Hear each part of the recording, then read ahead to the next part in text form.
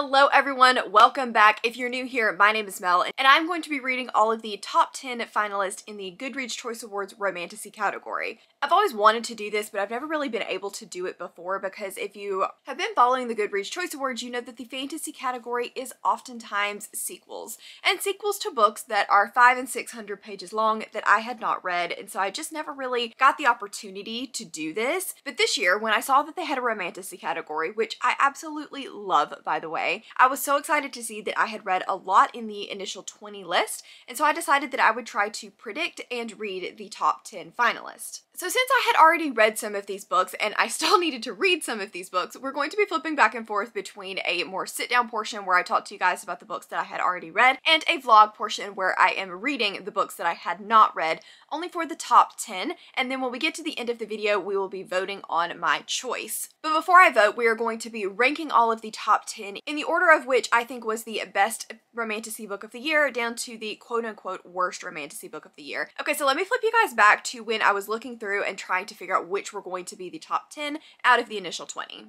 Okay, so the Goodreads romantasy picks are finally up. I'm so glad we got this category. I was hopeful that we would get one, but not positive we would. So I wanted to run through the top 20 and tell you guys what I think my top 10 predictions are. So these are the ones not necessarily that I would pick as the top 10, but the ones that I think will make the top 10. So the first one that I think is gonna make it is definitely Fourth Wing. Fourth Wing I 100% think is gonna make this. There's not a doubt in my mind that Fourth Wing will be on it. Then I'm really hoping that Ashes of the Star-Cursed King will be on it. Zodiac Academy I think will be on there. So Jennifer L. Armentrout got 3 books nominated. I only think 2 of them will make it. I don't think that all 3 of them are going to make it. So my 2 predictions to move forward are going to be A Soul of Ash and Blood, which is the 5th book in the From Blood and Ash series, as well as the first in her new series, Fall of Ruin and Wrath. I just don't feel like I hear as much about the prequel series, and I feel like a new series is going to get more hype than the prequel series would be. So those are my thoughts there. So that's Fourth Wing,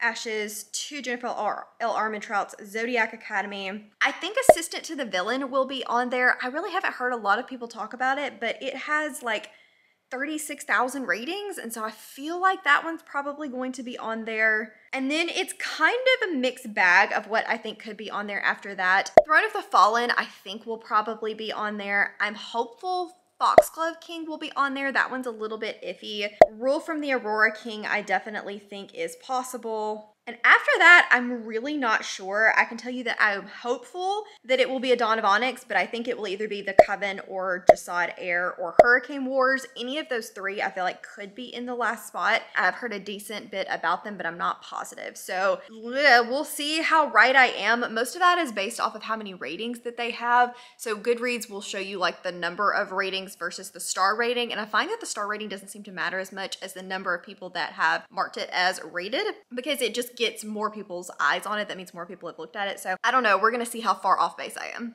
Was I right? Was I wrong? I honestly was a little bit incorrect on this. I thought that I would have read more in the top 10 than I actually did. There were a couple that really surprised me of what was going to be on and what wasn't. As you guys know, JLA had 3 books in the romantasy category, and so I knew at least 2 of them would be in, but I was very incorrect on the wrong 2. So this video is going to have, like I said, a mix of vlog and sit down portions. I'm going to be trying to disperse those evenly throughout the video so that you guys will have a little bit of both. So let me take you back to the start of the video where I read Jasad Heir. I am currently finishing my coffee and about to head out the door, but I really quickly wanted to talk to you guys about Jasad Heir by Sarah Hashim. And at first, I was not loving this book. If I'm just being completely honest. I was not vibing with the beginning. I don't really know why, because it had all of the elements that I should like. A sassy main character on the run, a political backstory, a non-Western setting. The beginning overall just kind of felt very young adult, even though she's 20 or 21, and felt like it was trying a little bit too hard for me. I do think that it settled into its story about 35%, and I am liking it a lot more once the, I'm assuming, love interest comes into play. It's definitely hate to love, enemies to lovers, so I am really enjoying that aspect of the story. I do like the world building, but I almost feel like it's too many details without enough fleshing out. So we're talking about this world building and you're telling me all of these things, but I feel like I'm missing a key element. I feel like I'm missing actually seeing it. You're just telling me it's there, but I'm not seeing a lot of this stuff. I think this book really could have benefited from a solid prologue. I think that would have really helped to see her backstory as she goes through what she went through and then the present day. I think that's part of where I'm struggling a little bit, but I am enjoying their banter. I'm enjoying their, right now, very hate to love type of relationship. It's very slow burn. I'm having a good time with that, and I'm hoping that the latter half of the book really, really wows me. I've now finished the Jasad Heir, and I ended up liking this one. At the beginning, the first half, I really wasn't too sure about it. I was still trying to decide whether or not I was even going to like this book, but I definitely think that it picked up a lot in the second half. For me, this book had a lot of elements that I really enjoy. A non-Western setting, a hate to love, enemies to lovers that is truly an enemies to lovers, a slow burn, like I don't even think that they barely even kiss in this book. So it had a lot of good elements, good friendships, but unfortunately there was just something about it I didn't fully connect with. And I can't put my complete finger on what that was. The world building, while there and seemingly very intricate, did not seem very in-depth. It was just like we were thrown a bunch of these terms and told a bunch of these things, but it didn't really go into detail about any of it. So I never got a very clear picture of the world. I was just told that these things existed and I'm like, okay, well that's great, but I would like to be able to see the world a little bit better, especially since the romance was not like full front and center. If my like romantasy is super front and center, I don't need as much world building, but this one really feels more like a fantasy than a romance. And so that world building I still needed to be there. The plot was interesting. We had a competition element, which you guys know that I always enjoy, but again, it just felt like it was kind of lackluster. It didn't feel very fleshed out to me. The politics, similarly, I felt about. I think that the politics were good and I liked the politics and things that we learned in the second half of the story, but it just took a while for me to like catch up to all of that. And by the time all of it started to flesh out and become more interesting, I found myself not as interested. So I think this one's going to get a 3-star. I still liked it. I'm being a little nitpicky, I know that, but I did still really like it. And I do think I will continue. Apparently this is a duology per the author answering a Goodreads question. So I do want to finish out the duology and I'm curious to see where it goes next. So by default, Jasad Heir is going to be going in the first place slot. As of right now, I don't think that it's gonna fall to like the bottom of the list. I still think that it was a good book, but it is going to, for now, take the top place. I just want to check in with you guys because I have sadly got DNF that we need to talk about. I'm not going to be finishing Assistant to the Villain. I did start this and got about 75 pages of the way through this. This is following Evie, who is down on her luck and she becomes the assistant to the villain of the story in order to get money and falls in love with him. And I just am not a huge fairy tale, quirky, you know, romantic comedy kind of individual. This book literally starts with Once Upon a Time, and that's just not me. That's just not my vibe. I much prefer romances that are not Grumpy Sunshine. I prefer stabby female main characters. I like enemies to lovers, hate to love. So this just is not the book for me. Do I think it's poorly written? No. Do I think that there is an audience for this? 100%. But I'm not that audience. So rather than killing myself and pushing myself through it only to give it a low rating when I know that this is not the type of book for me and I know I'm not going to be voting for it, I'm just not going to put myself through that. So we're going to DNF this one. It's going to go down on the list. I wish that I could say that this was like the end all be all and I get the hype, but I just know me and I know that I'm not going to get the hype. So if you are a cozy reader or you liked Sword Heart by T. Kingfisher, I would pick this up because it definitely gives me Sword Heart vibes. If you liked Once Upon a Time, which I liked Once Upon a Time the show, but it, again, similar type of vibes to that kind of thing, then I would recommend picking this up. But if you're a stabby stab kind of individual like me, maybe not. Assistant to the Villain is now going to be at the very bottom since it was a DNF. So this was the year that I discovered Carissa Broadbent, and I read Serpent in the Wings of Night and fell in love with it. I was shocked by how much I loved the writing, by how intricate the plot was to go along with the more romantasy elements. It had competitions, it had a badass female character, and I ate up every second of it. So when I saw that Ashes in the Star-Cursed King, which is the second book in the series, was on the romantasy category, I was honestly squealing for joy, because up until about 3 months ago, this book was a self-published book, and I just think that it is incredible when self-published authors are still able to make it onto lists like this. I know it's not technically self-published anymore, which kind of sucks. I do wish that we had some self-published books on this list, but I absolutely loved Ashes in the Star-Cursed King. I think that this book was absolutely incredible. The first book is definitely more action-packed, where the second book is a lot more of a slow exploration of some of the emotional themes that happened at the end of Serpent, and I ate that shit up. I thought that it was absolutely incredible, so I was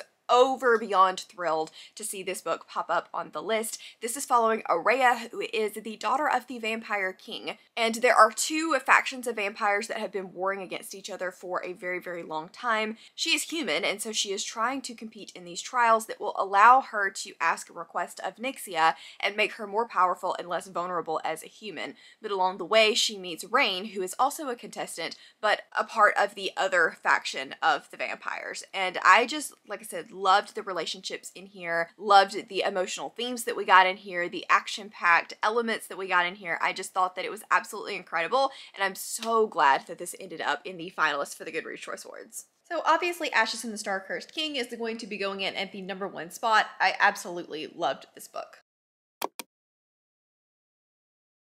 It is time to talk about the next book in the Goodreads Choice Awards, and that is going to be A Soul of Ash and Blood by Jennifer L. Armentrout. This is the 5th, I think, book in the From Blood and Ash series, the main series, and I have thoughts. This book, it's entirely unnecessary. First, let me back up, I guess, and tell you what From Blood and Ash is about, because that's going to tell you what this book is about.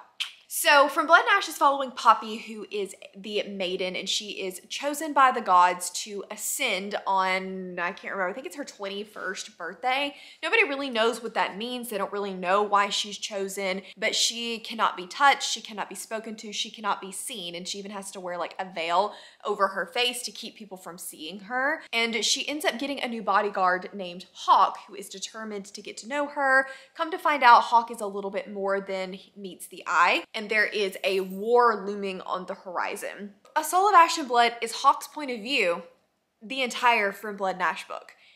And I know that I'm going to be the unpopular opinion here, that people love that. They love getting the male's perspective and reading the book again from the male's point of view. I personally don't need that, and it's not something that I wanted. I don't really feel like I need the male's point of view in any of them. Give me a stabby female main character and I'm here for it, and I'm good. I don't love the way sometimes in Hawk's perspective he thinks and talks about Poppy, because it makes her seem less badass than she actually is. And he is very male-centered, so he's thinking about his dick all the time, and it's just kind of annoying, honestly. And I've read this book before. It's not giving me any new information. It's not giving me anything that I didn't already know, and I want to continue on in the story. If she was gonna write this book, I don't really have a problem with that. Just don't make it part of the series so that I feel like I have to read it, because if you want it, you want it, and if you don't, you shouldn't have to read it. That is me. I am the don't. With that being said, this is still well written. Like, I have no problems with the writing. I have no problems with the characters. I still enjoy the banter. There is a few more like sexual moments in the beginning parts, because we're coming from a guy's perspective and he is acting very guy-like in the beginning of this. But overall, like, there's nothing wrong with this book. I just didn't need it.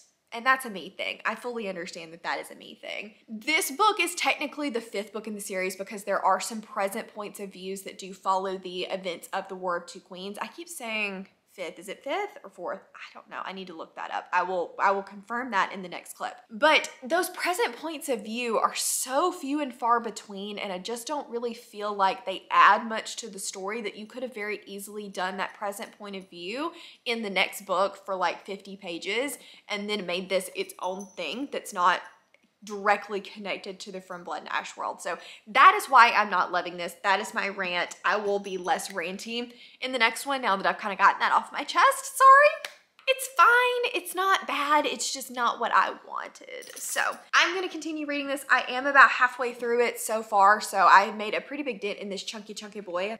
So I have made a decision that I'm a little unsure about, but I think I'm gonna stick with it for now. I think I'm going to be putting down A Soul from Blood and Ash. I do think I will continue through the present parts and I will finish those out, but it's not a book that I need, and I feel like it's not overly engaging to me because I have read the story before. And you know, there's some books that I do want to revisit, but for Blood and Ash, I didn't read long enough ago to really want to revisit it right now. I want to read something new. And so I feel like the whole purpose of this is for me to figure out exactly what I'm going to be voting on, deciding if I think these are the best 10 romantasy of the year. And at this point in time, I'm not having the best of times. I'm not having a bad time. Like it's completely fine. It's just not really doing it for me in the moment. So I think I'm gonna read through the present part so that I can continue on in this series if I choose to, which at the current moment I do still plan to do, but I'm not going to be completely finishing this out. And I feel like that's okay. Hopefully that's okay. Is that okay? I think it's okay. So A Soul of Ash and Blood is going to go above Assistant to the Villain. Even though I didn't finish this one, I definitely liked what I read more than Assistant to the Villain. It was generally fine, just not the point of view that I wanted. Checking in because I am about 40% of the way through Throne of the Fallen by Carrie Maniscalco. I don't know where the book went. It's around here somewhere, but this is the dust jacket and that's all you guys needed to see. Anyway, this book. This is about Camilla, and she is a part of the aristocracy. She is a painter and she's really good at forging paintings. And she gets herself into a little bit of a bind one day when she agrees to forge a painting for a guy that is trying to use it to blackmail her. And then we have Prince Envy, who is one of the like 8 princes of hell essentially, and he has got a game to play in order to get his wings back, and one of those game pieces involves Camilla. This book, I want to love this. I really do, but it's so incredibly slow right now. We have done basically nothing with the competition aspect of this. We have just been talking and doing this whole like Regency song and dance for the beginning part of the story, and nothing really is happening. I also feel like this is just not going to be slow burn enough for me. At 40%, they are very like into each other. There's not as much banter. They're not like in love with one another, but I just want that tension to build, and we've not had any tension here. They're already masturbating to each other and all of this other stuff, and I'm just like, this is too much. It's too much. It feels like to me, Carrie Maniscalco is used to writing YA, but not the YA that's like super old school young YA, like YA leaning 16 to 19. And so when she went to write this book and was told it needed to be adult, she was like, okay, well, adult means lots of sex. But it doesn't. It doesn't have to mean lots of sex. I expected there to be more world building in this, and I will say that this is a companion series to her Kingdom of the Wicked series, I believe is what it's called. And you can tell, not because I don't know what's going on. Like, I'm following this book perfectly fine. I'm following what's going on in the world building that she has created, but there's not a lot of it. And I think it's probably because she set it all up in the first trilogy, and now we're just expected to already know all about these princes and all of this curse stuff, and we're just expected to already understand what's going on and the world that's been created. And I wish that if you're gonna market it as a standalone, you have to rebuild the world. And it may be a little aggravating for people that have read the other series, but to an extent, I need to know what this is. I need to know that there are different, she talks about different realms, and the realm of fairy and the realm of vampires, and I'm like, but I don't know what any of this looks like. And so that's a little bit frustrating, along with the fact that the characters, I just can't get behind. I don't really feel them at all, and I'm bored. I'm struggling in the first half of this book. I'm hoping that it does pick up. I have heard that once you get past the first part and kind of more into the second part, the plot picks up a lot, but I do need them to stop undressing each other every 5 seconds and us to actually do something, because I'm getting very bored with that part of it. And that's a me thing. If you're somebody that likes a lot of spicy scenes and you don't mind them getting to that a lot earlier, if they're not like insta-love, you'll be fine with this. It's much more that I don't like that hot and heavy that fast. I need there to be tension to build. I need there to be I don't know, more chemistry between the two of them, and I just don't feel like there's a lot of it. They felt like a convenience for one another in the beginning, and then it just kind of evolved from that, but it wasn't the chemistry I was looking for. So anyway, now that I have ranted on that for 4 minutes, I am gonna go and hopefully get a little bit more of this read. We are another book down, and that means I need to talk to you guys about Throne of the Fallen by Carrie Maniscalco.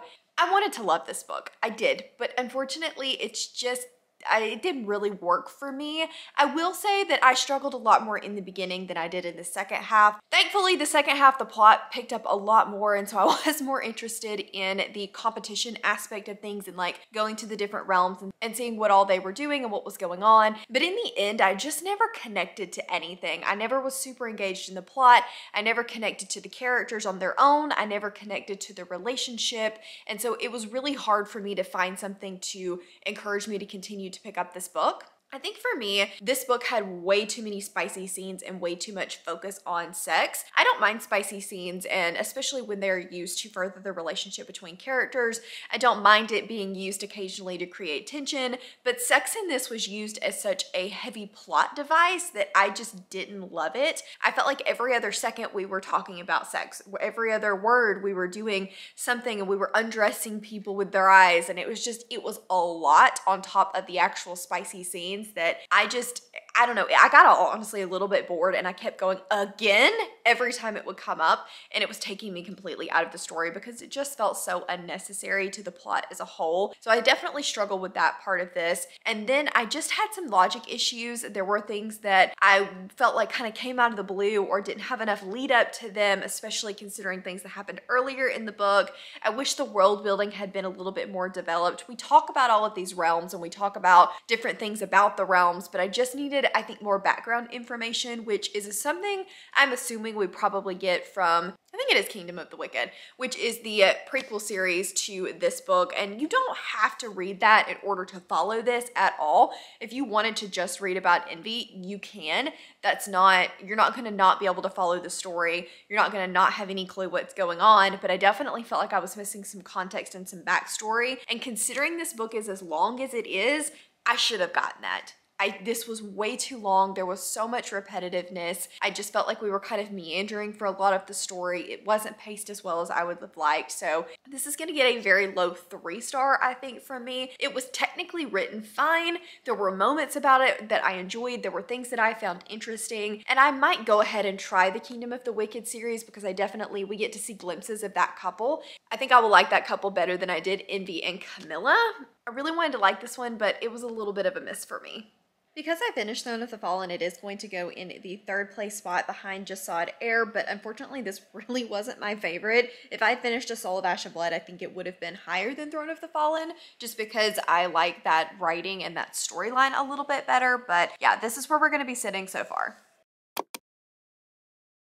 So next up we have one that unfortunately I am going to be cheating just a teeny tiny bit on, and I hope you guys are okay with that. The 9th and final book in the Zodiac Academy series did make it onto this list. As you guys know, I've only read book 1, so I was not going to be able to catch up to book 9 in the 2 weeks that it took for the Goodreads finalists to be announced. And I didn't want that to stop me from being able to do this video. I also have all but DNF'd this series, and so I wasn't going to read 8 books in a series that I am potentially DNFing. This is a bully romance following 2 Fae twins that live in the human world, and they realize that they are like the heirs to the throne of this other Fae kingdom, and they get taken away to be inducted into the Zodiac Academy and learn all of their powers. And this is like an elemental magic system. I didn't hate the first book, but it definitely was not a favorite of mine, and so I am not going to be killing myself to read 8 books in a series when they're like literally this thick. It just wasn't gonna happen. This will be at the bottom of the list just because we are going to treat this series as a DNF for the purposes of this video. I may end up being an official DNF. I just haven't fully pulled the trigger on that one yet.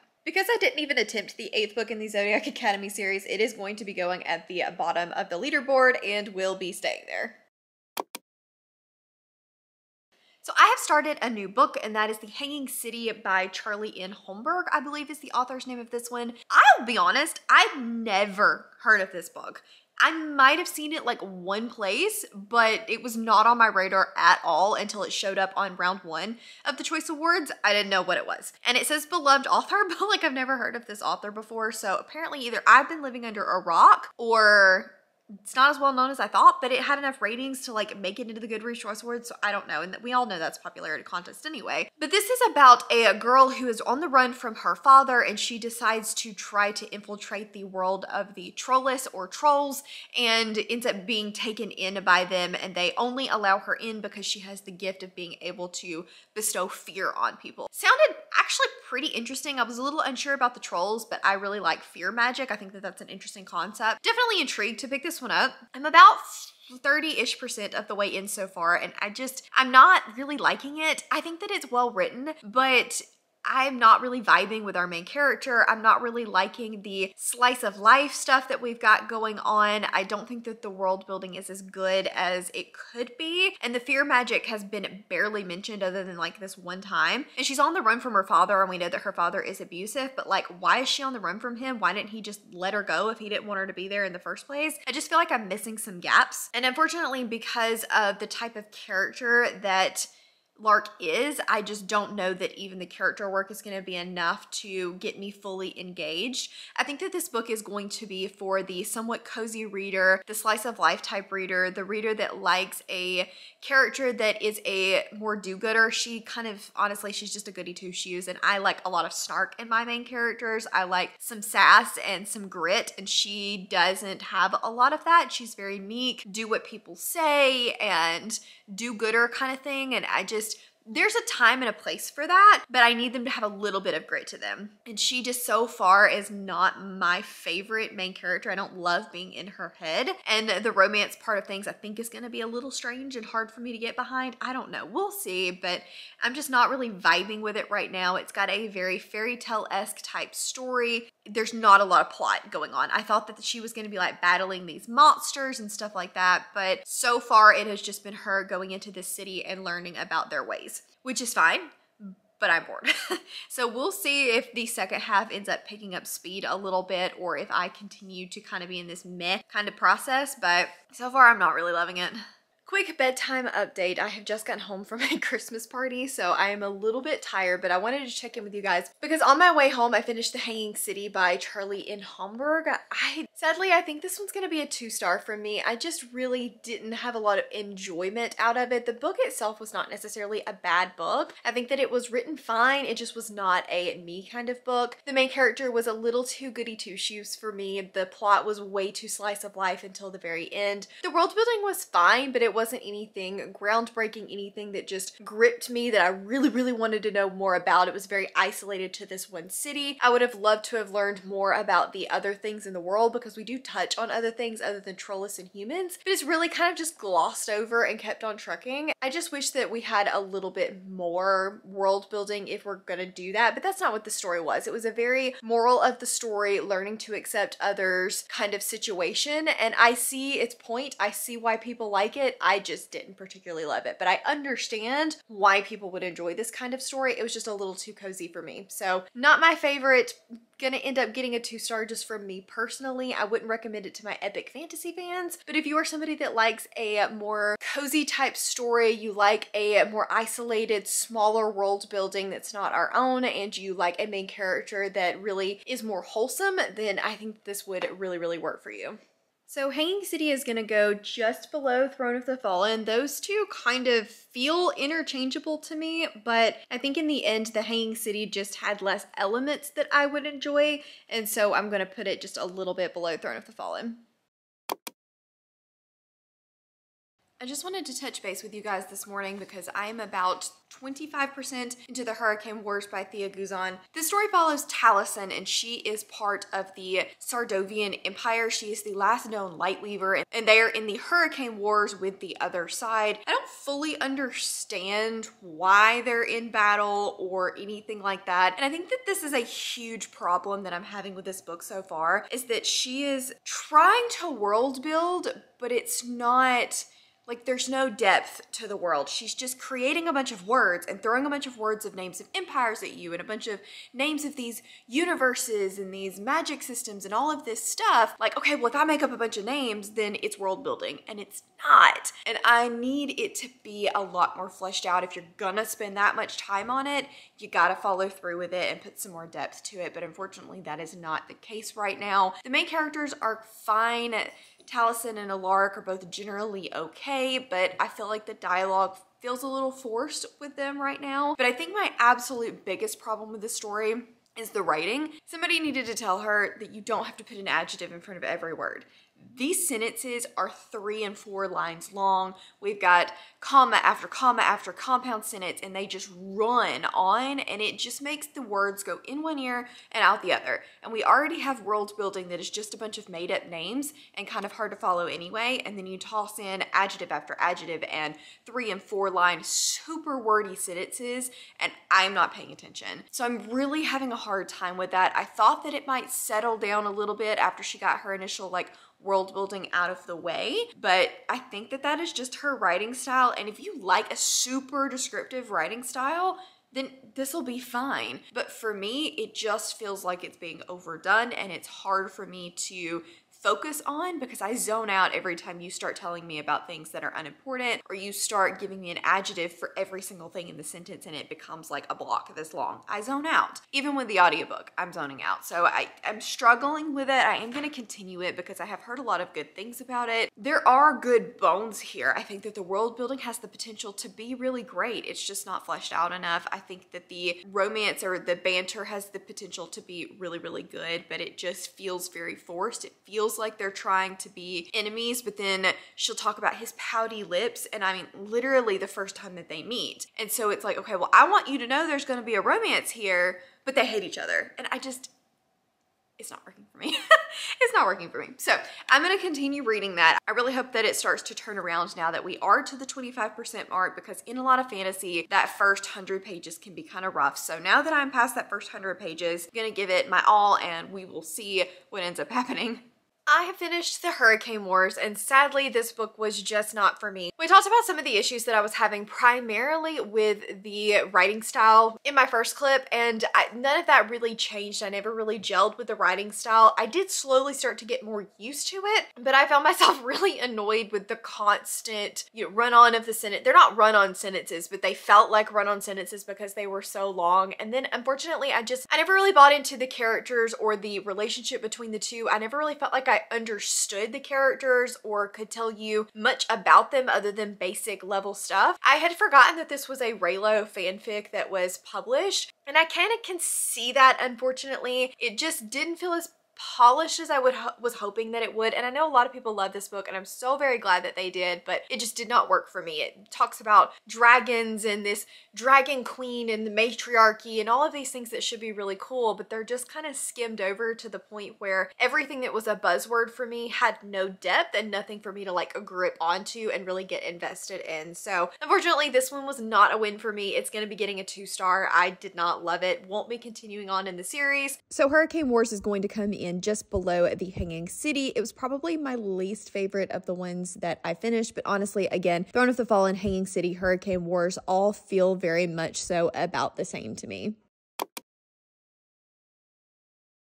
I'm around halfway of Fire and the Flame by Jennifer L. Armentrout. This is the 3rd book in the Flesh and Fire series, which is the prequel series to From Blood and Ash, but like the 6th book, I think, in the series total or more. I'm not even really sure at this point. I just know that it comes around the same time of A Soul of Ash and Blood in the From Blood and Ash series. I don't necessarily think you have to read these in that like chronological order, but anyway, that's the recommendation. But this series is following Seraphina, who has lived her entire life being told that she is going to be sacrificed to be the consort of the primal of death or life, I can't remember, I think it's death, in order to save her country. And basically, by becoming his consort, she is going to try to kill him, and that will alleviate the rot from her lands. And she learns along the way that there is a lot more to the consort of death than meets the eye, and there's a lot more to this bargain that her father made in order to save the land from the rot than she initially thought. This is the third book in the series, so I'm not really going to tell you what the third book is about, but unfortunately at this point they do all feel very, very similar. We are moving the plot forward, but between the two series, they almost feel too similar to one another to the point where I feel like I am reading the same book just with different character names at times, which can make things a little bit more boring.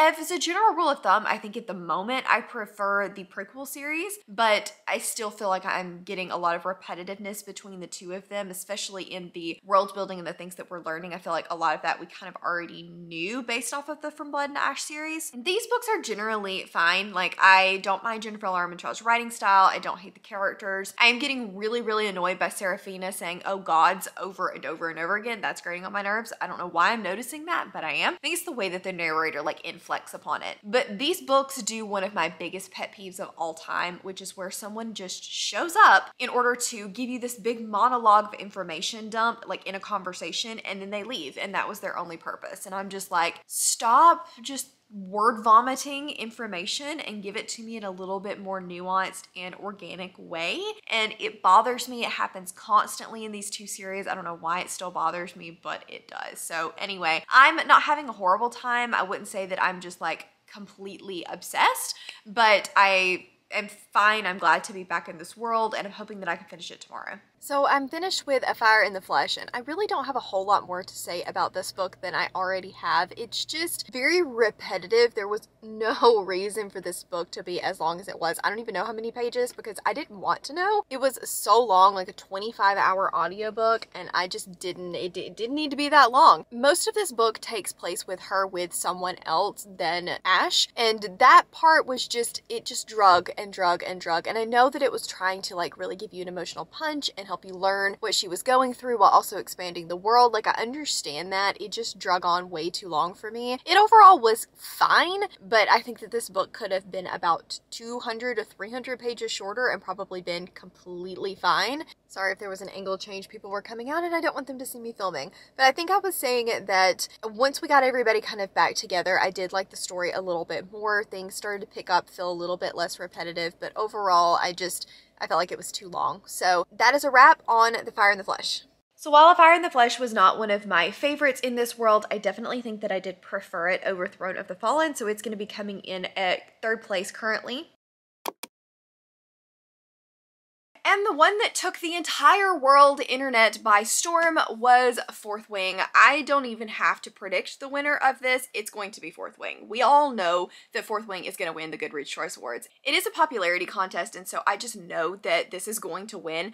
But honestly, I'm okay with that. I had a great time with this book. It is following Violet, who is the daughter of one of the most powerful dragon riders in their nation, but she has always wanted to follow in her dad's footsteps and become a scribe. When one day she learns from her mother that that is not going to be the path for her, she is going to have to become a dragon rider. I didn't expect to love this. I was like, okay, the hype is it's just going to be too much hype. It's going to be fine, but I had a great time with this. I ended up giving it a lower 5-star, and it was just a lot of fun. Since then, Iron Flame has come out, and I really honestly expected for this to end up on one category and Iron Flame to end up in the other, but that didn't happen. It was just Fourth Wing. But yeah, I'm not gonna be a bit surprised if this ends up winning. It will win. Like, how in the world could it not win? But I'm okay with that. I think that this, again, was a lot of fun. I think that it deserves the hype. I actually was wondering if it was just a booktube thing. I was like, okay, is the hype for Fourth Wing just a booktube thing? I don't think so, because when I went to Bar Harbor earlier this year, they had a sign up that says, "No, we don't have copies of Fourth Wing, stop asking us." And then when I went to get Iron Flame in my little bitty town in Alabama, I asked her how many copies of this she had sold that day, and she was like, pretty much every single transaction. And I went like 4 hours after they had opened. It was pretty incredible to see all of the love for this series. I thoroughly enjoyed it as well. This will probably throw a lot of people off, but I am going to put Fourth Wing below Ashes and the Star-Cursed King. I loved Fourth Wing, but Ashes just holds such a special place in my heart that it's going to have to stay at number 1, and Fourth Wing is going to slide in at number 2 above Jasad Heir. those are all of the top 10 finalists for the Goodreads Choice Awards, so I guess I need to decide which one that I am going to be voting for. So this is the fun part, getting to vote for your favorite finalist. Obviously for me, it's going to be between Fourth Wing and Ashes of the Star-Cursed King, but I think that as much as I loved Fourth Wing, I actually gave Ashes a higher rating. I just want to give a little bit of love to the underdog. It's not that I'm voting for Ashes because it's the underdog. I actually really liked that book and liked it better than Fourth Wing. But Fourth Wing is going to win regardless of my vote, and I really want to, like I said, give some love to the lesser known books, although I wouldn't say that Carissa Broadbent at this point is a lesser known author. She took the internet by storm as well. So we are going to click vote on Ashes and the Star-Cursed King, and I am very excited to see what wins. I'm filming this a little bit before the finalist is announced, so we're gonna wait to see what that is, and I'll check in with you guys and react to the finalist once I know. It's gonna be Fourth Wing, but we'll see. Just in case I'm surprised, we'll come back, we'll chat, but that's it. That is all of the finalists for the Goodreads Choice Awards. It is 6 o'clock in the morning on Thursday morning, so let's pull up the Goodreads Choice Awards really quickly and let me react with you guys on who won the Romantasy category. All right, so the winner of the Romantasy category is Fourth Wing. I'm not a bit surprised. I knew it was gonna be Fourth Wing. It had 400,000 votes almost, which is absolutely insane. Way more than any other book. I mean, like, Assistant to the Villain was next in line with 33,000. 400,000 to 33,000. That is insane. But my girl Carissa's coming in at third, so I will take that. I'm pretty unsurprised by this list overall. I hate it for Dawn of Onyx getting the least amount of votes because I actually really did like that book. But yeah, I'm not really surprised overall by the number of votes. There was a pretty big gap between what made it in at the 10th place and what was in the 11th place. Wow. Okay, well, that is everything for this Goodreads vlog. Thank you guys so very much for watching, hanging out with me. I hope you enjoyed it. This was a lot of fun to make. So let me know down in the comments below if you voted for the Romantasy category and what you voted for. I'm super curious to see how everything shook out. As always, links to my Patreon, Instagram, Twitter, and Goodreads are all in the description box down below. If you enjoyed this video, please give it a big thumbs up and subscribe if you want to. It really helps my channel grow, and I will see you guys in the next one. Bye!